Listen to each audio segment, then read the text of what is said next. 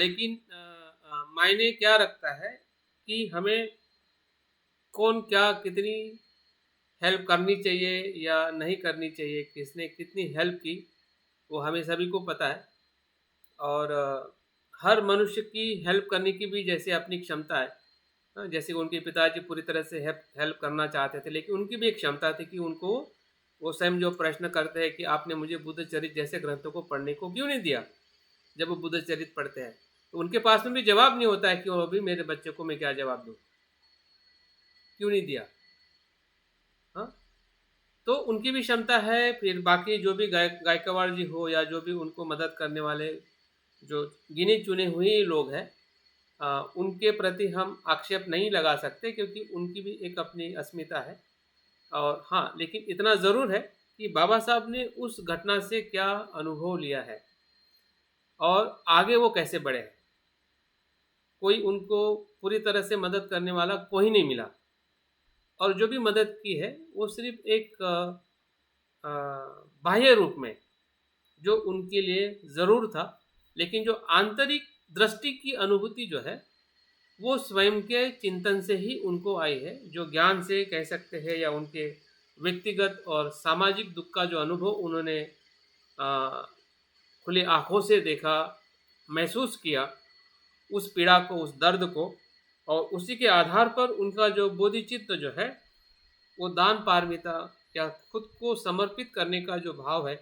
और इतना ही नहीं, जो हम स्व के पुण्य को, मतलब स्व के पास जो कुछ भी पुण्य था, फिर वो शिक्षा का पुण्य हो, शील का पुण्य हो, या पूरे अस्तित्व को ही समर्पित करने का भाव जो है दान पारमिता में बाबा साहब के जीवन में दिखाई देता है।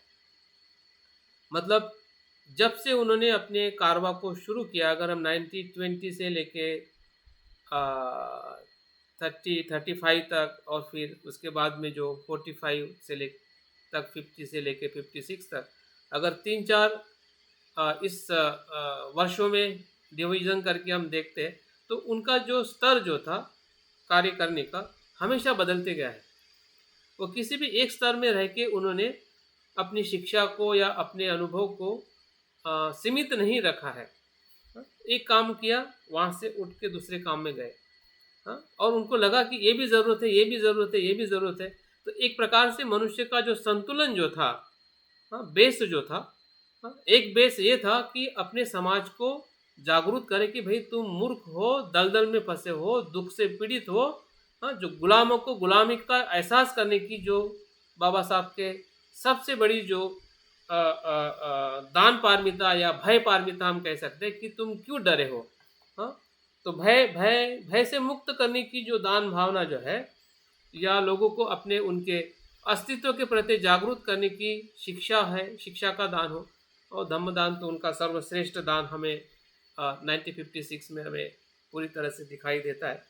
तो हर प्रकार का जो दान बाबा साहब के पूरे अस्तित्व में, पूरे कार्य में हमें दिखाई देता है। और शील का भी उसी प्रकार से है। और स्वयं की जो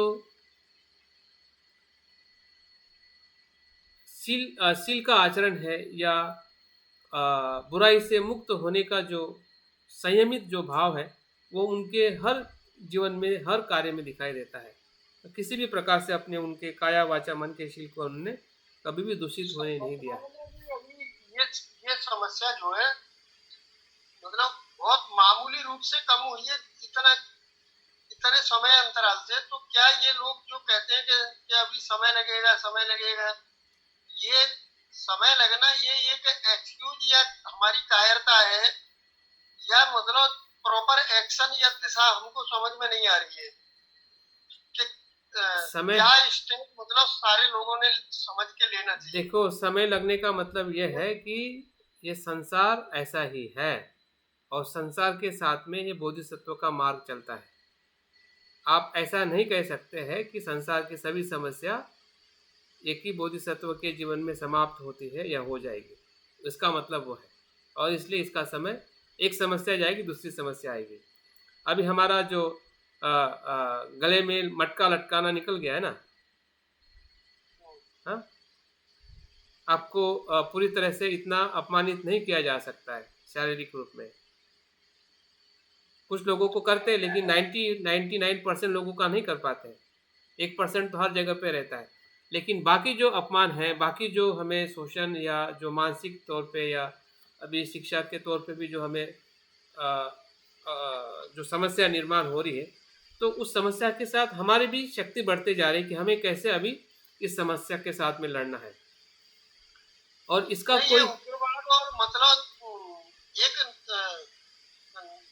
गलत व्यवहार की परंपरा तो आज भी, अभी अभी लेटेस्ट उदाहरण आप देखिए ना, वो दानिश अली जो सांसद है, उसको वो बिधुड़ी ने कितना मतलब अमानवीय शब्दों में बात की है, लोकसभा के अंदर की है, और लोकसभा में ये सारे लोग देख रहे हैं, लेकिन फिर भी उसको दंडित नहीं करा जा रहा है, डाइल्यूट कर देते ना उसके उसके पनिशमेंट को, सब ये ऐसे करते हैं।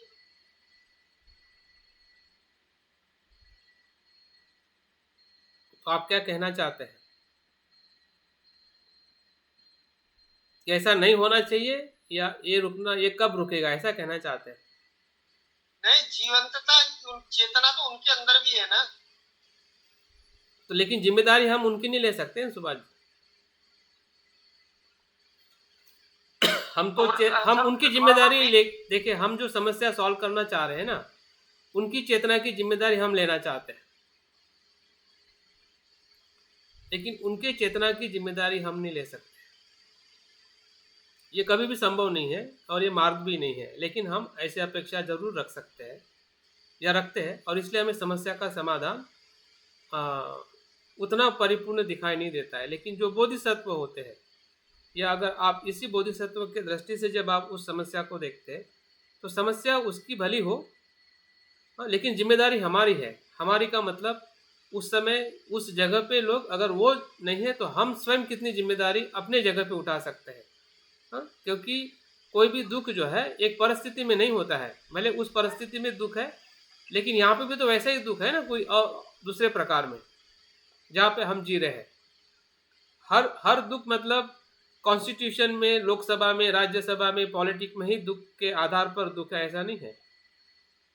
क्योंकि हम उस जगह पे नहीं है, तो हम वहाँ पे ना बोल सकते, ना कह सकते, ना अगर जो सुनने वाले लोग हैं अगर वो मुर्दे हैं या वो बिके हुए हैं तो निश्चित नहीं बोलेंगे। अगर खुद की जिम्मेदारी वो खुद प्रतिनिधि नहीं ले रहे हैं, तो उसका दुख तो हमें होगा ही ना। लेकिन क्या उस दुख से मुक्त होने का मार्ग कहाँ है? तो दुख को से मुक्त होने का मार्ग वही है, अगर हम अपनी जिम्मेदारी लेके जितना हम जीवन जी रहे हैं, उस जीवन में हम कितने लोगों को उस सत्यता के तरफ ले जा सकते हैं, या उस समानता के तत्व के तरफ लेके जा सकते हैं। हाँ, यही हमारे भीतर चेतना का होना और उसी पे कार्य करना ही बोधिसत्व का मार्ग। हाँ? और क्या कल की बातें लागू हो सकती हैं कि ये धम्माचरण में हमें सहनशीलता और क्षमाशीलता का आचरण करें, और ये जो 3 बातें बताई ना,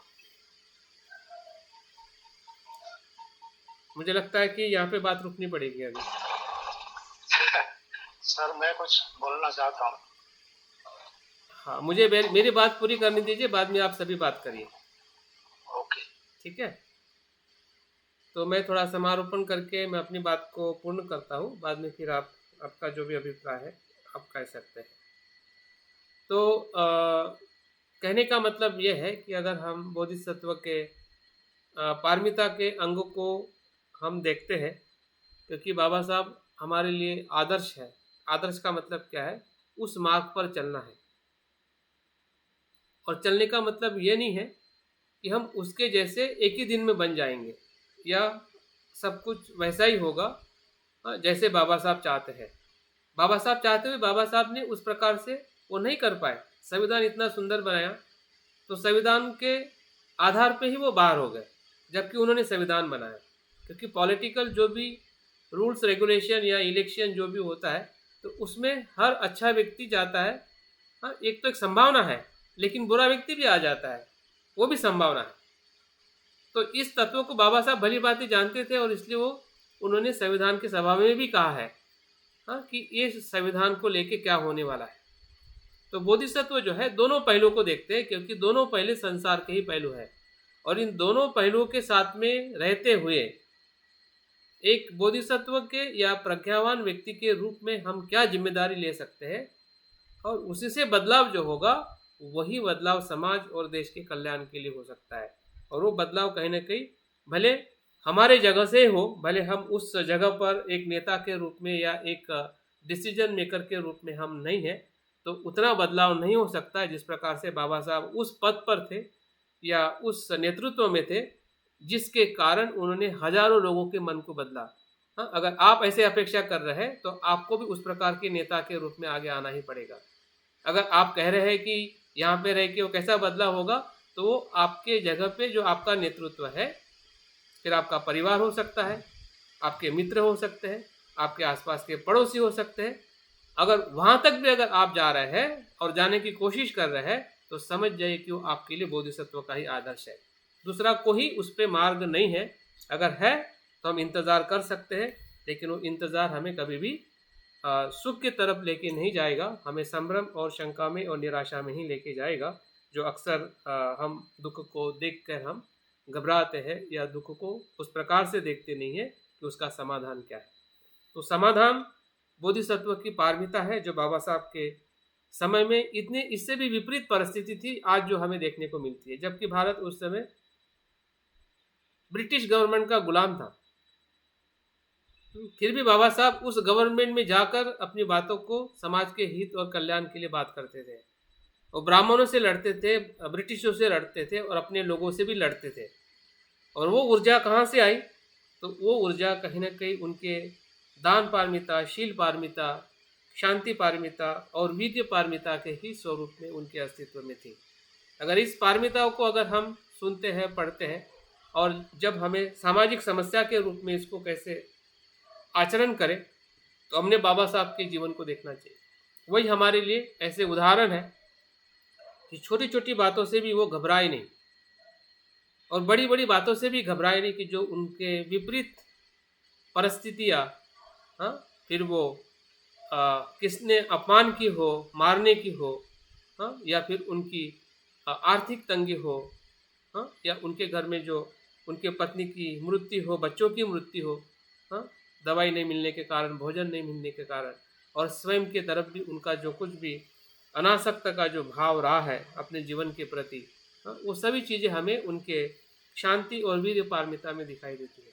और यही हमारे लिए अपने क्षेत्र में जहाँ पे हम अपना नेतृत्व कर रहे हैं, हाँ, क्योंकि जिसका ज़्यादा नेतृत्व उस व्यक्ति के माध्यम से उतना ही ज़्यादा परिवर्तन होता है। लेकिन नेतृत्व में अगर प्रज्ञा करुणा नहीं है, तो वही बदलाव दिखाई देता है कि जो आज समाज में हम एक भयभीत वातावरण हम देख रहे हैं, क्योंकि वो नेतृत्व करने वाले भी उसी मन से बने हुए हैं, हाँ, जो मन अकुशल और संभ्रमित है, हाँ, जो असमानता और अज्ञान पर आधारित है। और उस वास्तविकता को हम नकार नहीं सकते, लेकिन हम भाग भी नहीं सकते और हम निराशा में भी नहीं रह सकते। हम अपनी जगह पर जितना हो सके हमें अपने लिए और अपने लोगों के लिए हमें प्रयास करना है। यही सामाजिक बदलाव है। जिस समाज में हम रहते हैं, जिस जगह पर हम रहते हैं, उसी क्षेत्र में हमें अपने कार्य को आगे बढ़ाना है, जब तक हमारा अस्तित्व है। ध्यान और प्रज्ञा पारमिता भी इस चर्चा से सर एक चीज तो साफ हो जाती है कि हम जो सीमित ये रखते हैं ना, ये दृष्टिकोण के केवल हम मतलब शेड्यूल कास्ट की या कुछ एक सीमित वर्ग को ही धर्म पढ़ाएंगे या इन्हीं के बीच में अम्बेडकरिज्म या बुद्धिज्म की बात करेंगे, तो ये मुझे लगता है ये समाधान नहीं है। इस दायरे को तोड़ के बाहर निकलने की आवश्यकता है। अब उसे हम कर पाते हैं नहीं कर पाते, ये हमारी अपने विचार करने की बात। बिल्कुल। तो ठीक है, सुभाष जी ने जो बोला है, और किसी को कुछ बोलना है तो बोल सकते हैं। और यहाँ पे मैं अपनी बात को विराम देता हूँ। और जो आज का संकल्प दिवस के रूप में हमने जो बाबा साहब के बोधिचित्त को और उनके संकल्प को हमने जो सुना है और महसूस किया है, और उनकी जो 6 पारमिताओं के माध्यम से जो उनके बहुत सारे पहलू हैं, बहुत सारी घटनाएं हैं। अगर हम ध्यान की बात करें, प्रज्ञा की बात करें, तो वो पूरी तरह से ध्यान में रत रहते थे और प्रज्ञा के आधार पर ही उनका हर एक निर्णय, हर एक कार्य उन्होंने अपने जीवन में किया है। और जब उनको पूछा जाता है कि आप बौद्ध धर्म को क्यों पसंद करते हैं, तो बाबा साहब 3 शब्दों के माध्यम से बुद्ध की शिक्षा को बताते हैं। बौद्ध धर्म में मुझे सबसे ज़्यादा प्रिय है वह है प्रज्ञा है। दूसरा जो सिद्धांत है वो करुणा है, और तीसरा जो सिद्धांत है समता है। तो समता से बाबा साहब जितना प्रेम करते थे उतना ही प्रेम वो प्रज्ञा और करुणा से करते थे। तो यही बाबा साहब के पूरे 6 पारमिताओं में अगर कोई दर्शन है, जिस दर्शन को उन्होंने अपने वैश्विक रूप में और एक हमारे खुद के और सामाजिक बदलाव में जो उन्होंने स्थापित किया है, तो वो प्रज्ञा, करुणा और समानता का ही तत्व है, जो हमने बाबा साहब के बोधि चित्त के विकास में हम पूरी तरह से विकसित होते हुए देखते। उनके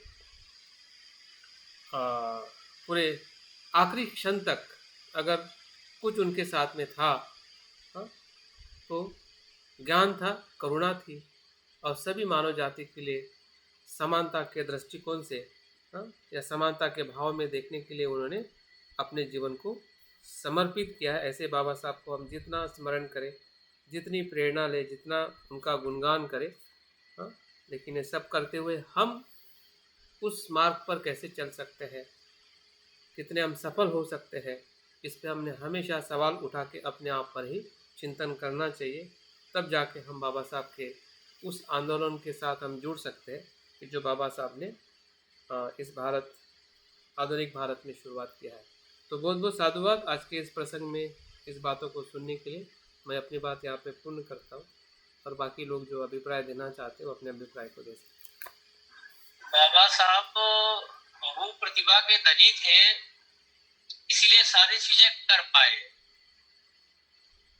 आज उतनी विपरीत स्थितियां नहीं जितनी बाबा साहब के समय में थी। आज लोग हिल जाते हैं, जरा सा आर्थिक से कोई आ जाती है, उसी मानसिकता के लोग आज भी काम कर रहे हैं।